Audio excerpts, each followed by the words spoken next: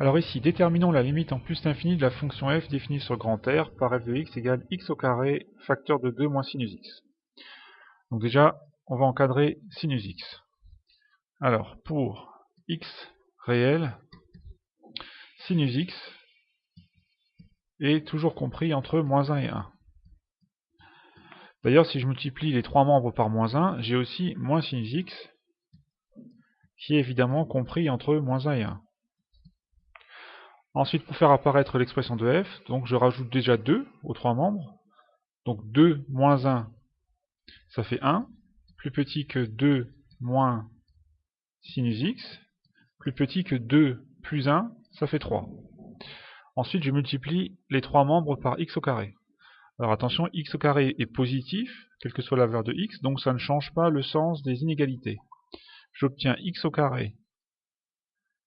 1 fois x au carré, ça fait x au carré. Inférieur ou égal à x au carré fois 2 moins sinus x, c'est bien l'expression de f, donc je mets tout de suite f de x. Inférieur ou égal à x au carré fois 3, 3x au carré.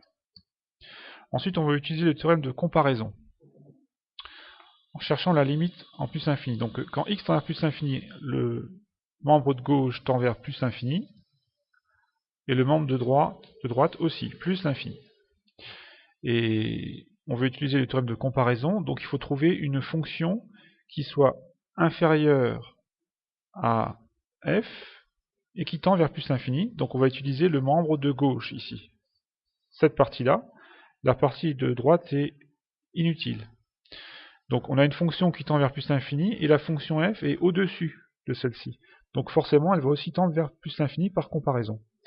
Donc après avoir encadré cette inégalité, on écrit simplement que le membre de gauche tend vers plus l'infini. Donc limite de x au carré quand x tend vers plus l'infini égale plus l'infini. Et puis par comparaison, voilà, la limite de f en plus l'infini égale plus l'infini aussi, comme x au carré. Donc vous voyez que au début on essaye d'encadrer l'expression de f de x, et puis après, en fonction de ce que l'on trouve, on va utiliser soit le membre de gauche, soit le membre de droite, et utiliser le théorème de comparaison.